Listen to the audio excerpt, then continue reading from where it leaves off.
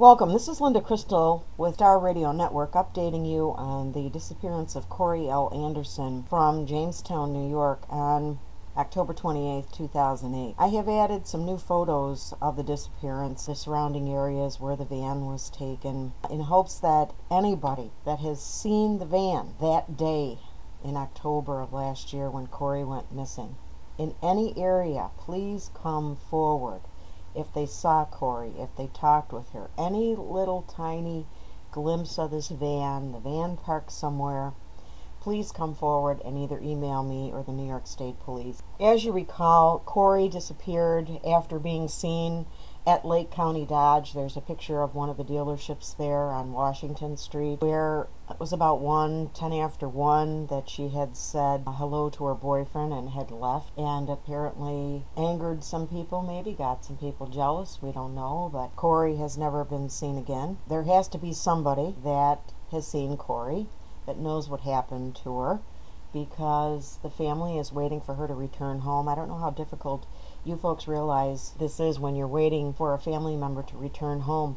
It's every waking minute. They're going to walk in the door, they're going to pull in, they're going to call you, you're looking for them. For anybody that's lost a dog, you know what you go through, and this is a person. So the family is grieving right now. Nobody knows what to think. They're looking in every particular area they can to find her. So we need people, we need the public to come forward, give us some information, because I know that it's a very rural area, but somebody must have seen her that day. Somebody must have seen the van in your travels of whatever you're doing. Look over your cell phone records, look over your itinerary, look over your receipts, see where you were on that date, and try to place yourself in and around Jamestown, and you might have seen a glimpse of her in the van.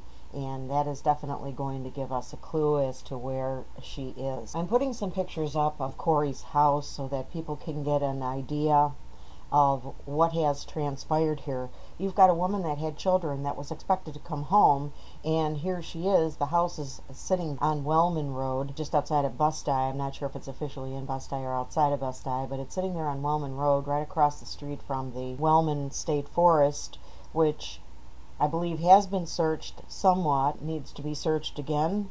Things can be missed. People can walk right over her. If she's out there, as you people know, this is a missing person. This is not someone that has run away. This is a person that had an order of protection against, I believe, an ex-spouse who had problems of his own, was told to stay away, and the furniture was moved around in the house when she wasn't there. And my feeling is someone was either behind the house waiting for her, and according to her astrology chart and the information that I did on the astrology chart of the day, the forensics of the astrology chart of the day, indicates that there would be a danger zone from behind the house. This would have been the left rear corner of the house, and directly behind the house was a danger zone. So either someone was sitting in that area of the house, inside of the house, in a closet, the basement, or behind the house, and surprised her when she came home. Of course, if you take a look at the front of the house, you're going to see that the garage is right a part of the house. So how hard would it be to back the van in and actually do something to this individual in her own house, and then put her in the van and then take her somewhere? And of course, this is a horrible scenario, but I'm sorry, this is one of the scenarios that I'm coming up with over and over as I'm drawn back to her house. And you see the picture of her house here on the internet in my story. The house is waiting for her to come home. Her family is waiting for her to come home. We need to find her. She should be searched for every day by family. The family should be organizing. The family should be getting the media involved every day, every day, every day. Evidence. Whatever evidence is out there, and Corrie is out there laying somewhere, sad to say, we need to find her as soon as possible, preserve that evidence, turn it into the police so that we can catch the person that did this to her, because I do not believe that she voluntarily walked away from her life and her children and her family.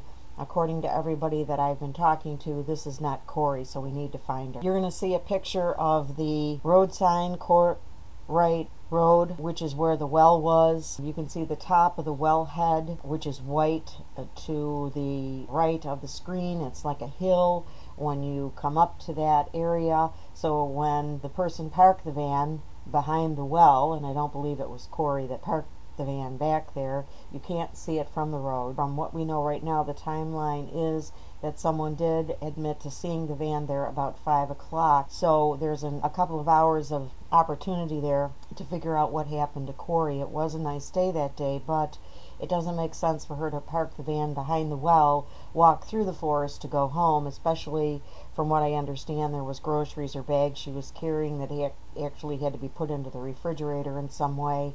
Anybody wouldn't walk through this many feet of wood. We're talking almost 500 acres of woods, and it's approximately a mile and a half. If you take a look at the map that I do have a little further down, you're going to see that where the house is in conjunction to where the van was located, it's quite a far way away. Anybody that would have been carrying groceries would have had a tough time property.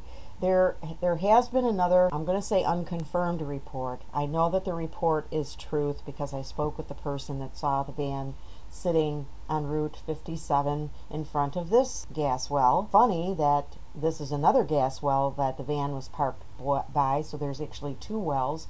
I don't know the purpose of that, but I don't know, can you put things inside of the well? I mean, we understand that her purse and her keys were not found yet, so this is something that we have to do. I do have searchers that have actually gone back through those woods, maybe not as extensively as we should, and also activate all the real estate people.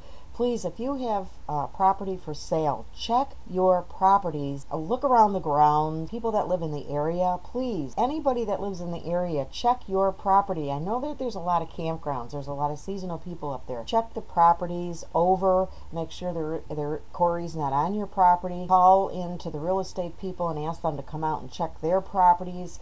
Everybody. This needs everybody in the community to look at this point. Hunters, fishermen, if you're back by creeks, please go back and look around and see if you can find her. If there's any remote areas that you know of, dump sites even, please check the properties over. Let us know if you've seen anything suspicious that afternoon. Any cars parking, please let us know. Call us. It's a little tiny thing that may open up the case and we may find Corrie.